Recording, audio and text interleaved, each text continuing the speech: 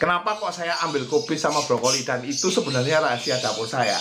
Saya bongkar semua biar tambah banyak konsumen.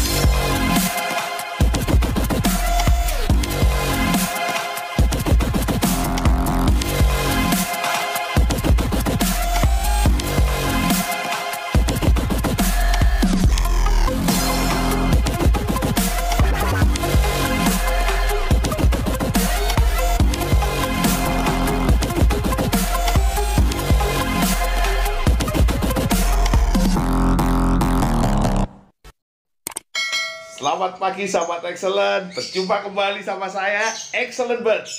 Hari ini saya benar-benar semangat dan puas sekali melihat perkembangan vlog-vlog zaman sekarang. Lebih cakep, lebih keren. Hari ini tadi barusan saya lihat vlognya tentang Dayat yang dibahas Pulalo. Cakep Pulalo, cakep, saya salut. Saya angkat jempol 2 kalau bisa 4 nih. Keren, itu yang dibutuhin. Maksud saya seperti ini, Pulalo ini sebagai narasumber dan media itu cakep kalau sudah ngomongin seperti ini. Keren, keren. Hari ini saya mau bahas tentang kubis sama kegunaan brokoli. Kenapa kok saya ambil kubis sama brokoli, dan itu sebenarnya rahasia dapur saya. Saya bongkar semua biar tambah banyak konslet. Saya nggak peduli. Konslet semakin banyak semakin asik. Kita bisa main satu gantangan, labran tidak dilarang-larang. Itu yang goal saya. Jadi kenapa kok saya bongkar? Saya tertarik banget untuk bongkar ini. Kenapa? Karena goal saya adalah kita bisa duduk bersama, silaturahmi bersama. Di satu gantangan kita bisa ngomongin panjang lebar tentang konslet. Kita gantang bersama, tidak ada pembatasan-pembatasan poin, tidak ada istilahnya apa, pemula sama master ini tidak ada jenjang yang terlalu jauh. Ini yang saya suka.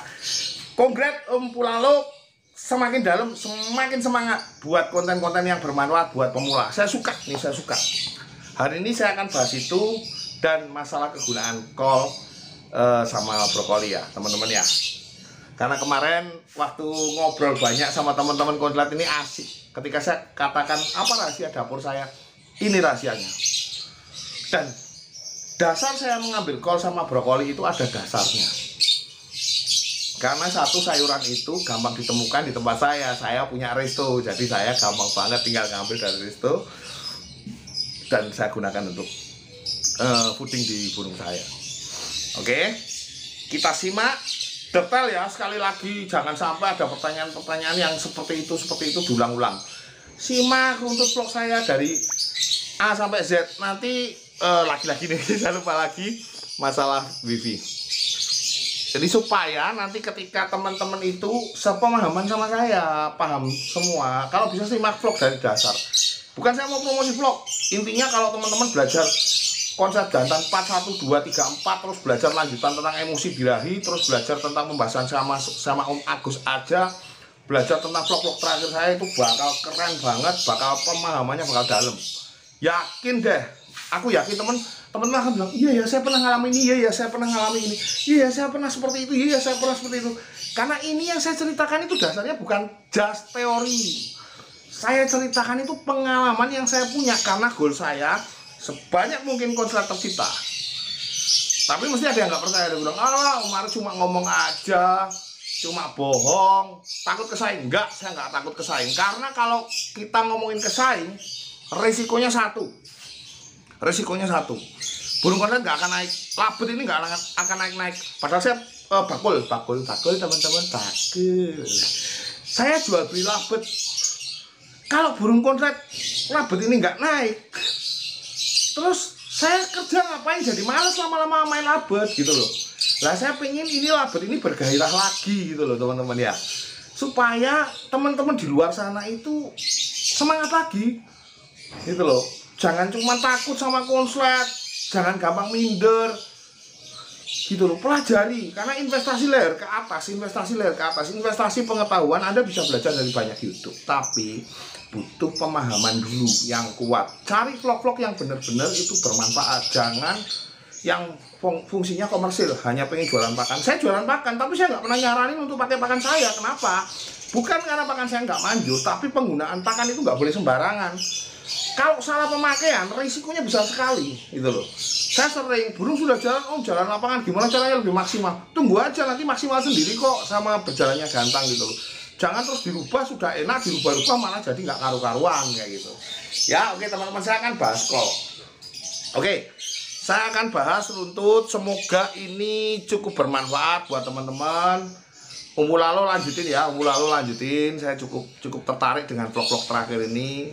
Saya tidak berniat bermusuhan sama Umul Lalo karena saya baik. Cuman Umul Lalo semoga tidak salah paham. Vlog-vlogger yang lain juga yang istilahnya saya tidak niat bermusuhan dengan kalian atau bersaing dengan kalian, karena kita tujuannya, goalnya satu, bermanfaat buat orang lain. Oke? Semangat terus vlogger yang lain. Jangan kendor, kasih pemahaman yang bagus, yang cakep. Nah, kenapa kok saya milih brokoli? Sebenarnya dasar utamanya, tak kasih contoh seperti ini. Contoh ya, semoga ini pernah dialami teman-teman. Masalah birahi. Kenapa kok larinya ke kol sama brokoli? Dasar utama penggunaan labet, saya ambil rokok teman-teman. Dasar utama labet kontra itu apa sih? Style birahi. Kalau ngomongin style birahi, kita butuh bumbu-bumbu yang buat naikin birahi, tapi butuh pemahaman untuk supaya birahinya tetap stabil. Saya sudah bahas ya, burung kodrat, burung vector itu yang seperti apa, burung semi itu yang seperti apa, burung kodrat itu yang seperti apa, burung vector yang seperti apa, sudah dibahas di vlog yang belakang. Monggo disimak dulu. Kalau yang belum nyimak, silakan nyimak dulu daripada salah paham pembahasan saat ini. Oke? Saya suka pakai sesuatu yang alami untuk menaikkan birahi. Kenapa? Karena begini teman-teman. Saya akan kasih tahu. Kenapa saya pakai kobis. Kobis itu kalau teman-teman simak di Google, cari di Google ya. Boleh dicari deh, nanti teman-teman cari apa kegunaan kobis, apa fungsi kobis, terus kenapa kok saya milih pakai kobis.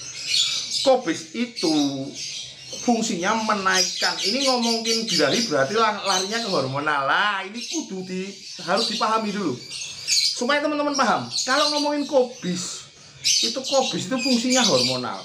Kalau ngomongin hormonal itu kobis itu kandungannya apa? Yuk kita simak, coba lihat di Google.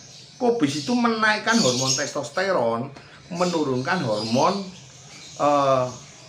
estrogen, hormon betina. Hormon testosteron itu hormon jantan. Saya kasih pemahaman ya. Hormon testosteron itu hormon jantan, hormon estrogen itu hormon betina. Di vlog lain mungkin masalah hormon itu tidak dibahas. Adanya injek suntik hormon. Oke. Kenapa kok saya tertarik dengan seperti ini? Karena begini teman-teman, saya kasih pemahaman ya. Sebelum saya ngomongin kobis sama nganu, landasan dasarnya harus sama. Jadi kenapa saya tidak setuju dengan injek? Satu, nyiksa burung. Oke lah, nyiksa burung anggapnya nggak pengaruh. Tapi yang kedua ini yang sangat penting teman-teman harus tahu. Coba cari tentang penelitian tentang hormonal. Bahwa sebenarnya ketika burung itu atau manusia atau apapun lah yang dikasih asupan hormon jadi, yang masuk ke mulut atau disepet atau disuntik atau diapakan lah terserah, itu resikonya, ini yang biasa untuk produksi hormon nih. Ada satu bagian tubuh yang biasa untuk produksi hormon yang namanya testosteron, hormon jantan. Itu yang membuat burung ini menjadi dominan atau kalau istilahnya di pleci jadi raja koloni, atau kalau di murai biscok.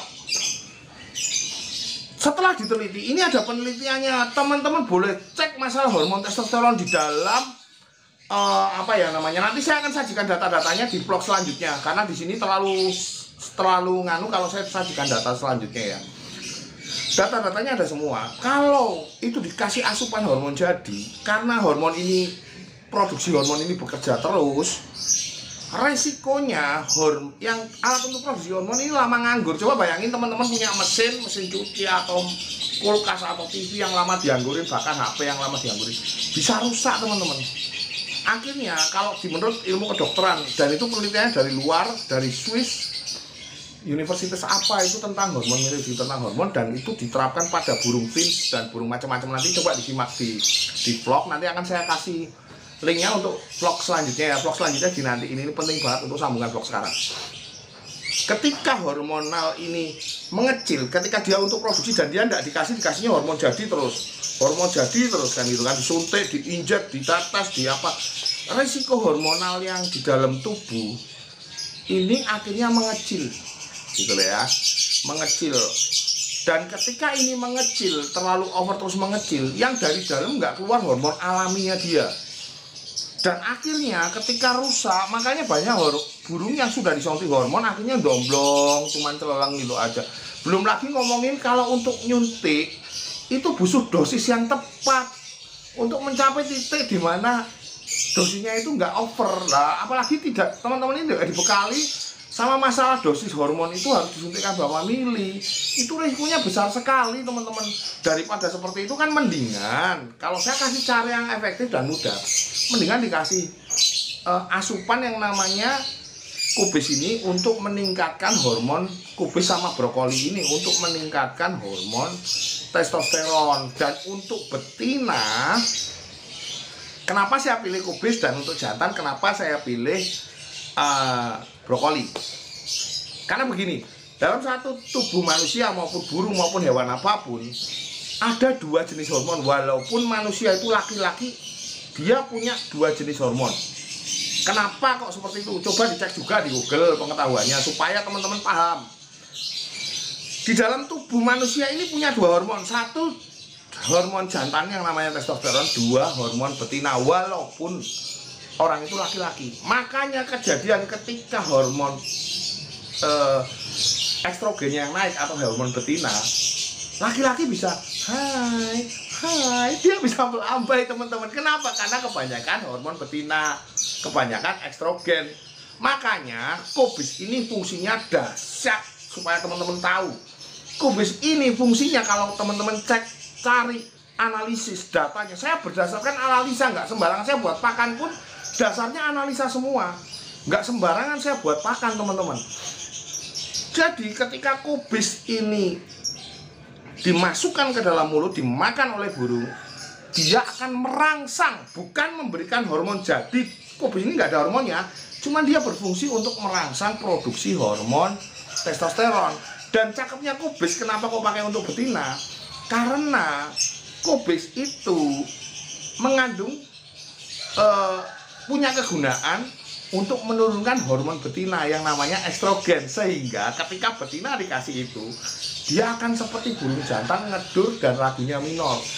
Lagu minor ini nanti saya akan, kenapa kok lagu minor? Lagu minor itu sebenarnya kalau menurut penelitian, suara burung yang lompat ke nada yang lebih tinggi yang namanya pitch itu ada di penelitian orang. Sudah ada, cuman teman-teman waktu itu nggak sampai detail mempelajari ya saya, karena saking gilanya, saking stresnya 2 tahun belajar konslet sampai menyelidiki sedetail itu teman-teman. Makanya saya berani ngomong kayak gini, karena apa ya, saya nggak akan tutupi kok, saya bongkar semua ini rahasia dapur saya. Jangan khawatir, karena goalnya saya jelas, supaya harga dapat naik goal saya, supaya konslet banyak goal saya. Jadi teman-teman nyimak vlog ini jangan setengah-setengah, eman-eman banget, sayang banget ketika teman-teman nyimak vlog ini setengah-setengah. Nah, untuk jadi dominan atau raja koloni, karena lobet ini bicara koloni, pleci itu bicara koloni, atau biscok di murai, selalu dia jadi pemimpin paling depan di antara burung-burung yang lain. Makanya kenapa ada burung, ketika burung satu bunyi yang lain bisa diem. Itu kalau konsep raja koloni gitu ya. Karena hormon, bagi pemain pleci akan paham banget ngomongin ini, terutama pemain pleci ini, karena dia mainan hormonal, dia main tetes segala macem, akan paham. Cuman ada risiko di mana pleci itu rusak, mungkin teman-teman juga sudah paham. Aku nggak perlu jelasin ngomongin pleci deh, ngomongin yang ini aja. Risikonya ketika dikasih hormon jadi terus, alat yang untuk produksi hormon ini mengecil dan akhirnya dia nggak produksi hormon. Dan ketika nggak produksi hormon, yang terjadi burung itu malah domblong, malah polak-polok itu loh. Nah, kenapa kok di betina? Karena untuk jadi, menurut penelitian yang ada di Swiss Bell Amerika sana, dia nyeliti tentang burung pipit yang bisa bunyi. Jadi burung betina itu kalau di kenari, burung betina kan cuma ngeriwik ya teman-teman. Karena dasarnya dulu saya penelitiannya dari kenari sih, jadi saya paham. Saya dulu pemain kenari teman-teman, mungkin di vlog, beberapa vlog sudah ada yang bahas di tempatnya Om Agus Lintas Hobi, coba cek, saya udah bahas tentang masalah kenari. Jadi saya dulu nyuntikin hormon ke burung kenari, jadi saya paham, saya harus cari penelitian tentang itu.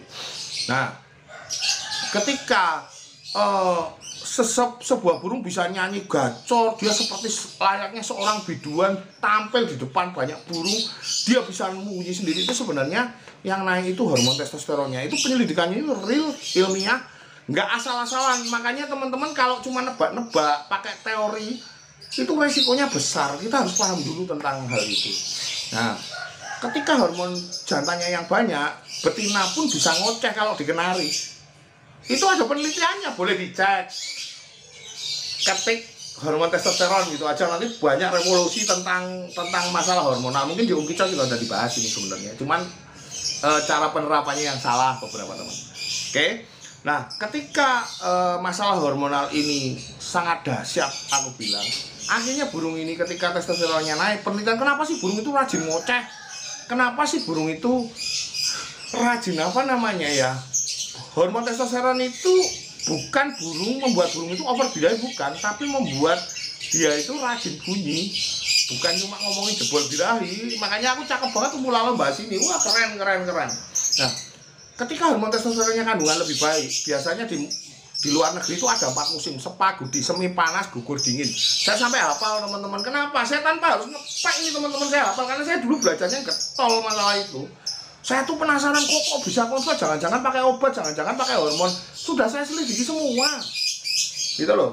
Jadi aku tuh kadang sayang ketika orang salah paham masalah pemakaian kayak gitu. Kalau overdosis malah parah, nggak tahu pakai caranya, nanti malah resikonya besar. Terus kalau nanti sampai macet, hormon produksinya mengecil, terus gimana kan gitu kan. Nah, makanya saya bahas di sini masalah hormonal tentang burung lobet maupun burung yang lain deh, boleh dipakai terserah dengan cara yang lain. Mungkin di Murai sudah ada beberapa vlog yang bahas tentang hormon testosteron.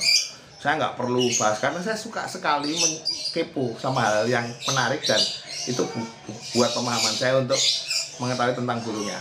Jadi kenapa kok pakai Kobis? Karena ketika hormon testosteronnya tinggi dan hormon estrogennya rendah di betina, karena betina pun punya hormon testosteron loh teman-teman, jangan salah.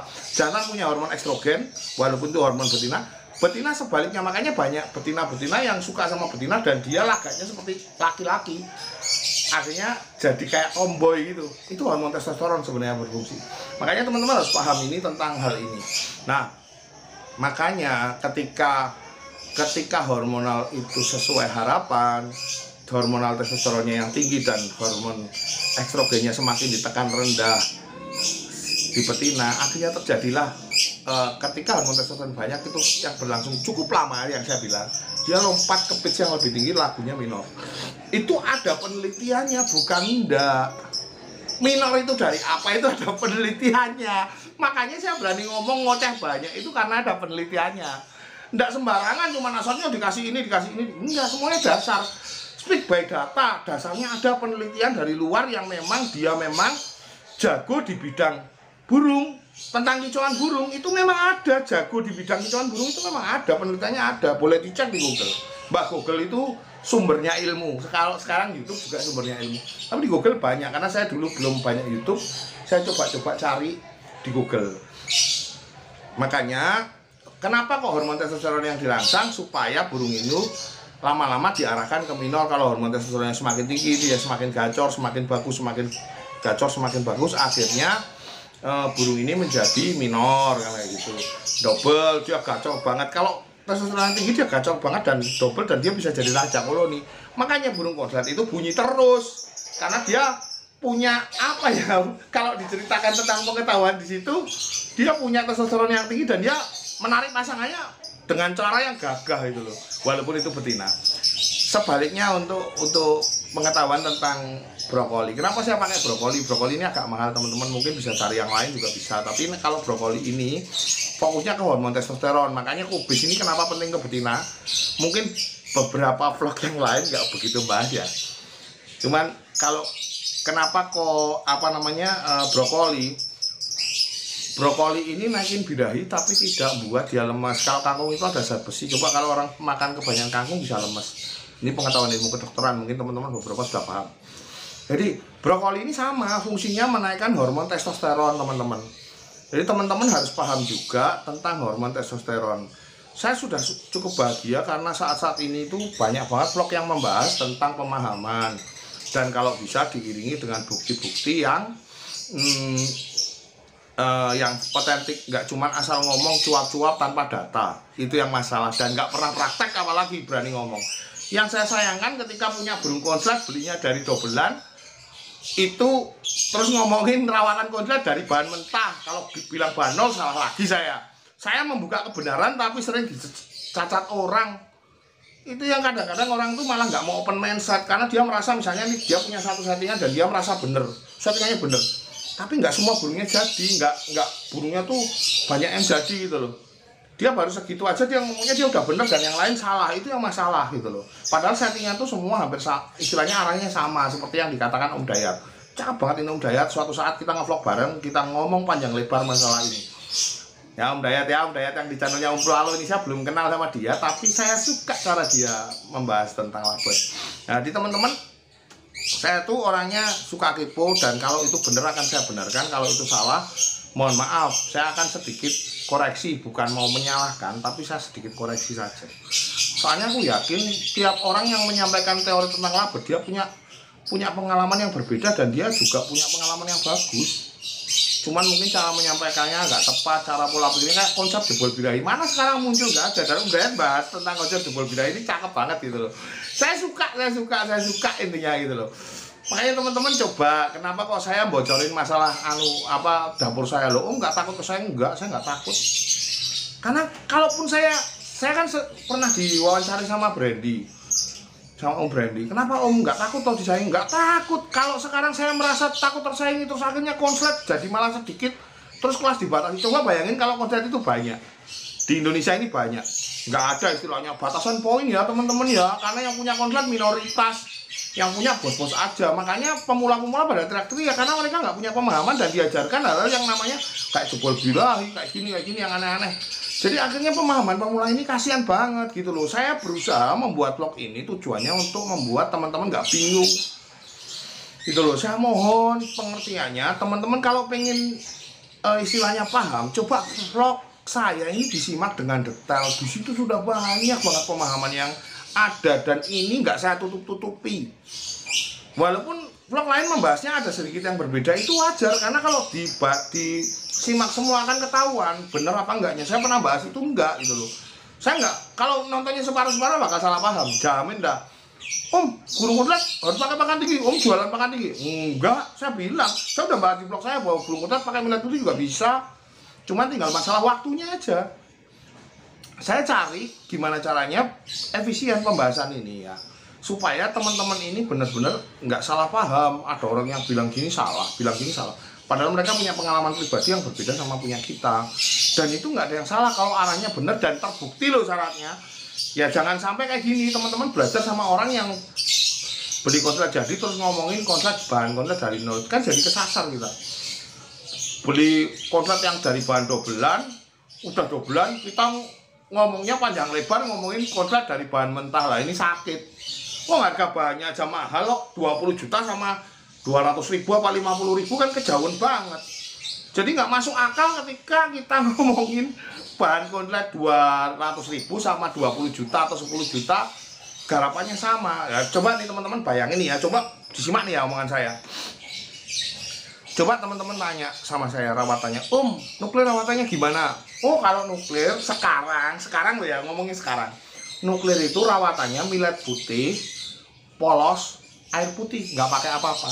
Saya jemur cuma 15 menit atau 10 menit lah, anggap aja kita ngomong jelek, istilahnya kita ngomong 10 menit lah. Saya jemurnya cuma 15 menit atau 10 menit gitu. Saya jemur 15 menit, 10 menit.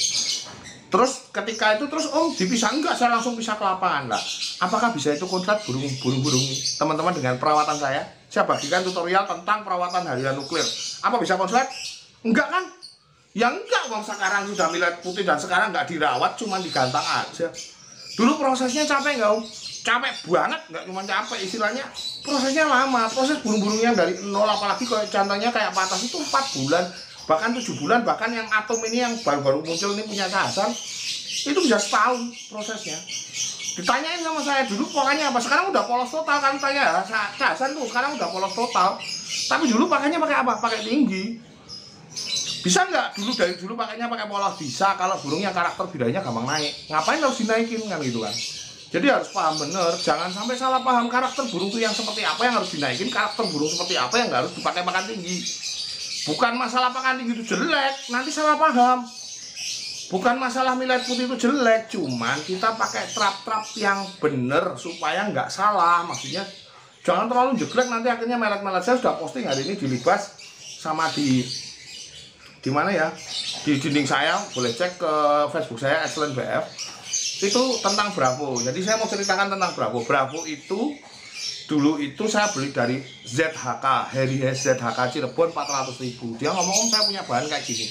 Terus kok saya tertarik karakternya masuk kan gitu. Akhirnya saya ambil, saya beli. Saya pakai sangkar bulat, saya jodohkan sama PAUD. Saya jodohkan sama PAUD. Dan akhirnya sudah diceritain sih sebenarnya di Jantan Konten 41. Cuman saya ceritain lagi ya, Bravo ini konslet jalan gantangan di 403 ini sempat juara 1. Dan ketika saya ugal-ugalan pakai pakan, pakai aneh-aneh, pakai minumannya, pakai super top jago, pakai segala macam lah hal yang saya nggak perlu ceritakan, kayak pleci dulu, karena saya nganggap pleci juga burung koloni. Akhirnya burung ini cuma 3 sini, cuma mangap aja gitu. Kalau kena angin apalagi di bawah aja cuma mangap, nggak bunyi malah dulu, padahal jangan pinggir, wah nggak berhenti. Jedanya rapat sudah konslet, cuman masih PAUD pasangannya waktu itu. Jadi pasangan PAUD itu saya sudah ngalami bener-bener, bukan cuman just talking. Ketika Om Novi ngajikan pemahaman tentang, halo Om Novi, tentang jantan versus jantan, saya punya 3 pemahaman, punya 3 settingan yang sama dengan jantan versus jantan. Jantan versus PAUD, jantan versus jantan, jantan versus betina yang tidak bisa kawin. Intinya apa? Intinya tidak bisa kawin. Saya udah bahas sampai vlog ini, sampai capek saya bahas masalah seperti itu. Karena apa? Ini sangat penting untuk dipahami. Kenapa kok harus seperti itu? Kadang-kadang ini dianggap salah. Bisa nggak Om burung dari PAUD disingkel tanpa dipasangi konslet? Bisa. Tentang Om Dwi ini pembahasan tentang 2 konslet jantan betina tercetak di satu rumah itu sudah dibahas di vlog beberapa vlog, kira-kira 5 vlog ke belakang. Coba dicek. Dari PAUD bisa sampai konslet. Jadi teman-teman nggak perlu pusing ngambil tapi perlu dipahami gimana sih kok bisa seperti itu, gimana sih bisa seperti itu. Jadi supaya teman-teman paham. Dan Bravo ini akhirnya rusak karena saya masih belum paham cara ngunciin total. Saya malah ugal-ugalan terlalu over, karena waktu itu settingannya ada 3 di tempat saya. 3 tahun yang lalu saya terapkan settingan 3, pakan rendah, pakan sedang, pakan tinggi. Lah Bravo ini karena harganya 400.000 mau tak buat apa ya caranya, istilahnya coba-coba kambing apa ya, kelinci percobaan si Bravo ini. Saya pengen cepat-cepat ngunci karena terlalu nafsu. Saya kasih pakan tinggi, kasih aneh-aneh, saya kasih kangkung, saya kasih pokoknya yang buat dia tinggi lah intinya. Karena konsep saya dulu juga masih kepikiran apa jebol beda ini bener apa enggak itu loh. Dan akhirnya jebol bener jebol, maksudnya jebol mangap aja, nggak ngekek seperti kata-kata Om Dayat. Aduh pusing kepala saya sampai capek banget waktu itu. Dan akhirnya saya nyesel, walaupun sudah mangap-mangap itu pun sempat ditawar 10 juta dan saya nggak kasih. Kenapa? Bukan karena saya takut, mungkin ada moga ini yang nawar 10 juta Bravo punya saya ini nonton di sini. Saya nggak kasih, kenapa? Karena waktu itu satu burung itu sudah rusak aku anggap. Walaupun bisa dibetulin, bisa konslet lagi bisa, tapi kan konslet duluan, nggak mangap duluan. Terus akhirnya burung ini mati. Burung ini mati, tapi ada bukti di otentik di FB saya. Kalau teman-teman mau ke bawah dia juaranya kayak apa, di situ ada semua. Bravo ini malah sebelum granat sama nuklir, sebelum saya belajar sama Om Riyadi, sebelum sama belajar sama Om Heri Dewa, halo Heri Dewa, halo Om Riyadi, belum belajar sama Om Baleva, malah belum saya bilang. Saya masih mencoba ngotak-atik sendiri. Saya baru belajar sama Om Heri Purnomo, sama beberapa guru lah yang sudah kontennya sudah jadi-jadi. Cuman kan saya bingung nih, ada 9 guru, settingannya beda-beda semua, terus saya harus ikut yang mana itu loh. Dan ini yang biasanya dialami pemula yang kebingungan ketika processing konslet. Akhirnya kayak saya, jadi karena saya mengalami inilah yang membuat saya tuh, saya bagikan semua, jangan salah paham gitu loh. Saya bagikan semua, ada 9 settingan yang beda-beda, cara penggarapan yang beda-beda, ada yang jemur, ada yang enggak. Faktor cuaca ternyata berpengaruh. Di tempatnya Om Riyadi Wonosobo, di tempatnya Bandung dingin, di tempatku panas. Lah itu aja buat kacau gitu loh. Kalau pemahamannya nggak jelas, jadi rungsing, jadi ruwet gitu loh. Nah inilah yang membuat kadang-kadang teman-teman salah paham. bahwa salah itu ya beda tempat ngerawatnya di tempat dingin sama di tempat panas. Pakannya di tempat dingin harus lebih tinggi daripada tempat panas. Dengan burung yang sama ya, misalnya burung A nih, burung A ini dirawat di tempat dingin, dia pakannya cukup tinggi. Begitu dipindah ke tempat panas, dia pakannya akan rendah, agak rendah. Kenapa? Karena kalau di tempat dingin itu dia birahi naik susah, kalau di tempat panas gampang naik birahi. Makanya ketika di tempat panas dia harus diturunkan kadar pakannya. Kita dapat burung seperti apa, dari mana, itu harus dipertanyakan. Settingan dari yang lama dulu kayak apa. Kalau dulunya di tempat dingin pun pakai millet putih udah gampang naik birahi, apa harus di naik tinggi yang nggak perlu kan gitu. Atau di tempat panas sudah millet putih tanpa harus nganu, apa di tempat dingin nggak diangkat, dia harus diangkat. Di tempat dingin dia ngedrop. Itu kasus itu udah pernah saya ceritakan, bahwa dulu sempat saya titip jempolnya Om Riyadi, burung warnanya kuning, udah kontrak di tempat saya bawa gantangan, sudah nggak berhenti lah istilahnya. Saya ketitipan ke Riyadi, Om Riyadi Wonosobo malah drop, malah burung itu nggak bunyi selama sebulan. Bunyi tapi bunyinya nggak sekontrak di tempat saya, karena waktu itu saya masih proses belajar dan aku bagi-bagilah istilahnya biar cepat bahan-bahanku bakul ya teman-teman ya. Saya bagi-bagi, ada yang ke sana, ada yang ke sana, saya bagi-bagi. Tujuannya apa? Supaya cepat jadi duit maksud saya gitu loh. Itu aja teman-teman, segitu dulu intinya. Saya semangat vlog-vlog hari ini, hari-hari ini, akhir-akhir ini cukup cakep, dan saya cukup appreciate buat teman-teman vlogger yang lain yang coba membagikan tentang ilmu, termasuk Om Dior ya. Om Dior kemarin chat di WA saya juga, chat di vlog saya juga. Terima kasih, moga-moga ini berguna dan bermanfaat, tidak menyebabkan teman-teman yang di luar sana, pemula-pemula yang baru mainan pengen labetnya konslet jadi bingung. Oke, segitu dulu. Salam minor, masuk akal.